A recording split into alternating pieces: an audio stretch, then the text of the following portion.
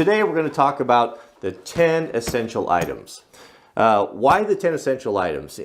It's actually more than 10, or I mean, it's hard to just categorize it into 10, but people like lists. I like lists. I like things that I can check things off and know that I've got myself squared away. So it loosely fits into a 10 list categories, some things being multiples. I have learned so much as a wildland firefighter and a first responder, and showing up to situations where there's no power, there's no food, there's all these different things. What really do you need? What really is important? So for me, these bags, there's one for each one of my family.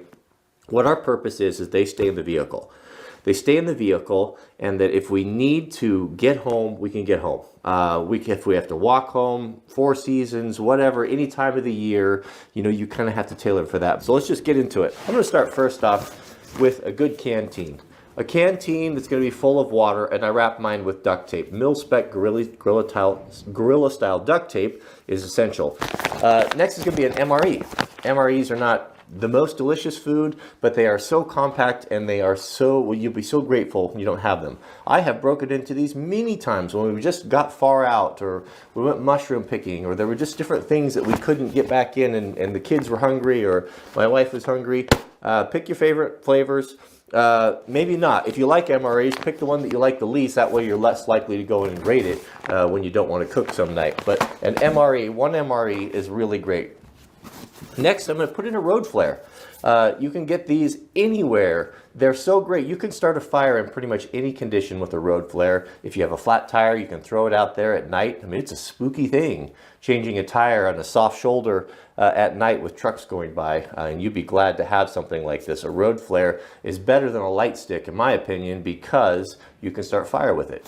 If you wear glasses or contacts, make sure you have extras. I take some old frames, and when I get glasses, just have some cheap lenses put in when you can find some specials. Put them in a hard case where they won't get crushed. Man, you got to have that.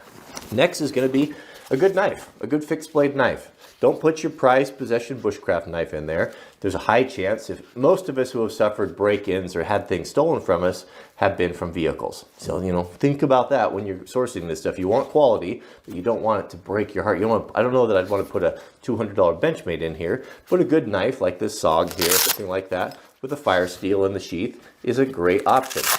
A ball cap, baseball cap, especially if you live in the Pacific Northwest like we do, where it rains a lot. Man, there's nothing more miserable than to have to be out in the rain with glasses on and not have something to keep your glasses dry. A ball cap or sunshine, anything like that. Just put your old worn out stuff. A good quality raincoat.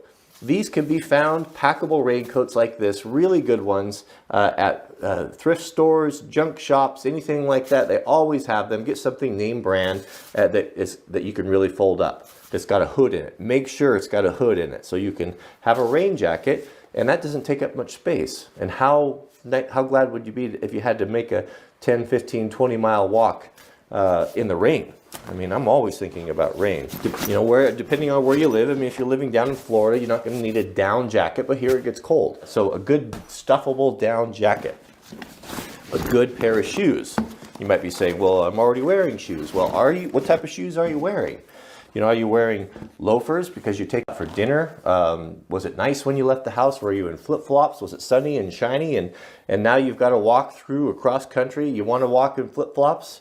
You want to have to run away or do anything? I don't want to do that in flip-flops. Not that I don't wear them from time to time, but there's a time and a place. I want some good sturdy shoes.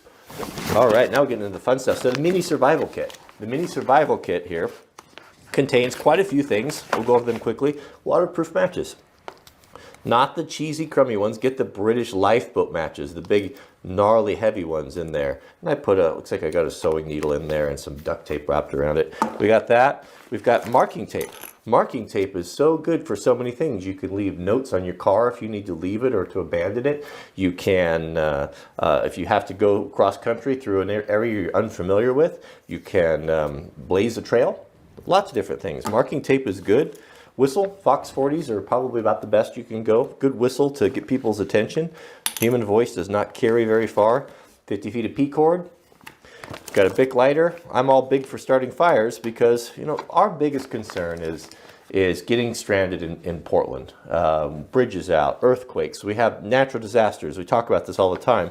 And so it'll take me 4 or 5 days to get home, or possibly could if I'm on foot. That means I got to spend a couple nights out. Don't want to be cold. What if it's a winter time? Yeah, I mean, you never know. Water filtration, these Aquamira tablets are really good. You can drop them in 32 ounce or 1 liter and they'll purify. You've already got your canteen, right? Signaling mirror, it's cheap insurance.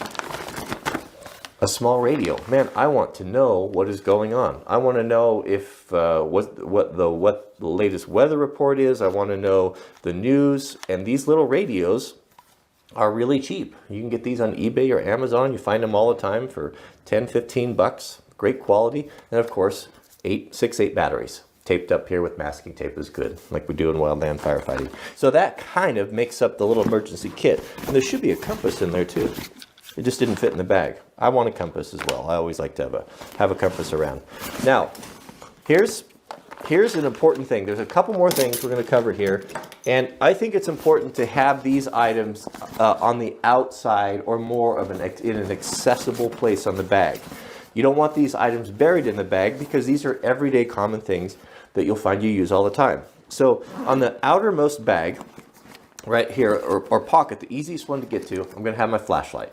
So I've got a good quality of 4.7 flashlight here. The brand doesn't matter, but just make sure that everything you have runs off the same batteries. Also, I'm going to carry a Sharpie, some sort of a pad and paper that I can write things on, some cash, $20. Don't get hundreds. Keep $100 or so, 40 minimum, in smaller bills that you can. When the credit card machines go down, a multi-tool. This is where probably I'm not going to put my very best one, my expensive one. This is a Gerber. One that was, I don't know where I got it, it doesn't matter, but a multi-tool in there, spare contacts. That is going to round out the outside pocket. And inside this one, I'm going to have some cell phone stuff. Because one thing that every time I go on a disaster, we had an oil train fire that I was the first responder on because I have training in dealing with that.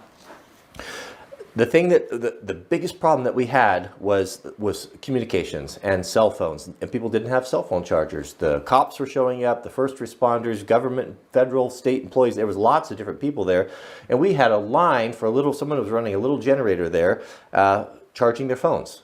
It was a huge problem. So in my kit, I'm going to have a cable that charges my phone.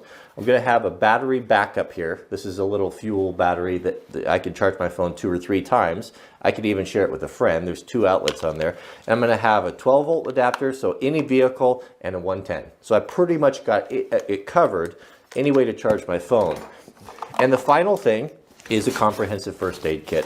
But for my kit is a really extensive kit with Israeli bandage. But that basically rounds out the bag.